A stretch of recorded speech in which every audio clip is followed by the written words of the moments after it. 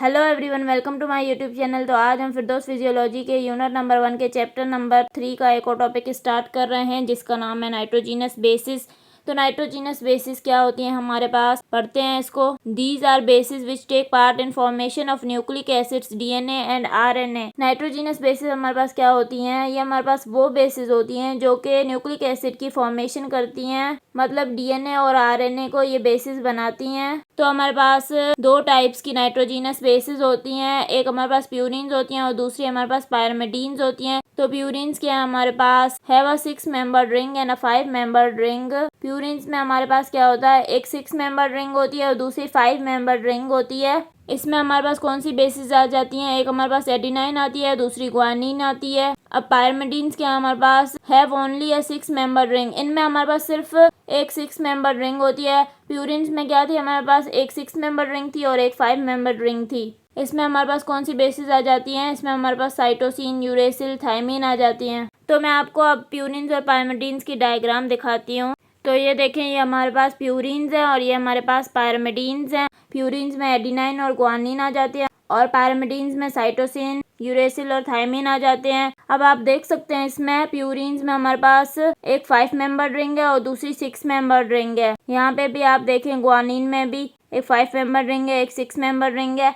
यहाँ पे आप नीचे पायरमिडीन्स में देख सकते हैं, ये सिर्फ एक 6 मेंबर रिंग है, ये भी 6 मेंबर रिंग है और ये भी 6 मेंबर रिंग है। आई होप कि आपको समझ में आ गया होगा। इसके बाद हमारे पास टॉपिक है न्यूक्लियोसाइड। तो न्यूक्लियोसाइड क्या है हमारे पास, combination of a nitrogenous base with pentose sugar deoxyribose और राइबोज इज कॉल्ड न्यूक्लियोसाइड। तो न्यूक्लियोसाइड क्या है हमारे पास, इसमें हमारे पास क्या होता है, नाइट्रोजीनस बेस जो है वो पेंटोस शुगर के साथ कंबाइन होती है, तो इसको हम बोलते हैं न्यूक्लियोसाइड। अब वो पेंटोस शुगर हमारे पास डीऑक्सीराइबोज भी हो सकती है या राइबोज भी हो सकती है। इसके बाद हमारे पास क्या है, न्यूक्लियोटाइड।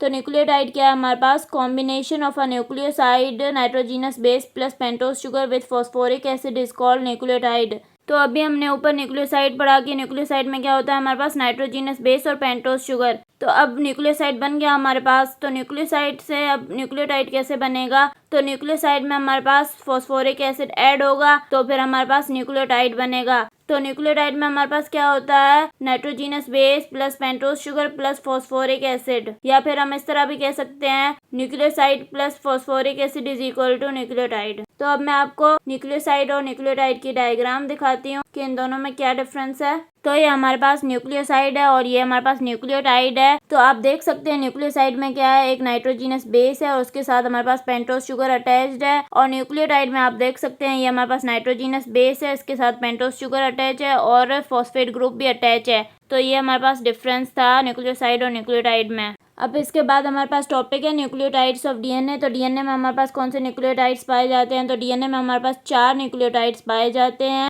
तो सबसे पहले हमारे पास है डीऑक्सी एडिनाइलिक एसिड, दूसरा है डीऑक्सी ग्वानिलिक एसिड, तीसरा है डीऑक्सी साइटिडाइलिक एसिड और चौथा है डीऑक्सी थायमिडाइलिक एसिड। तो ये हमारे पास 4 न्यूक्लियोटाइड्स थे डीएनए के।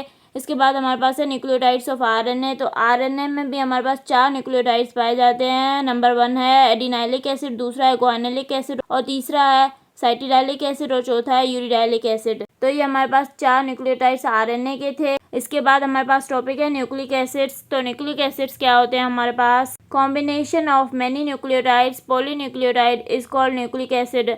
तो हमने अभी पढ़ा कि न्यूक्लियोटाइड्स क्या होते हैं, तो अब वो न्यूक्लियोटाइड्स बन गए तो अब वो बहुत सारे न्यूक्लियोटाइड्स कंबाइन होंगे और वो हमारे पास न्यूक्लिक एसिड बनाएंगे। तो न्यूक्लिक एसिड क्या है हमारे पास, कॉम्बिनेशन है बहुत सारे न्यूक्लियोटाइड्स की, मतलब पॉलीन्यूक्लियोटाइड, बहुत सारे न्यूक्लियोटाइड्स। अब हमारे पास न्यूक्लिक एसिड्स की भी टाइप्स होती हैं। तो इसकी हमारे पास 2 टाइप्स होती हैं, एक हमारे पास है डीएनए, दूसरा हमारे पास है आरएनए।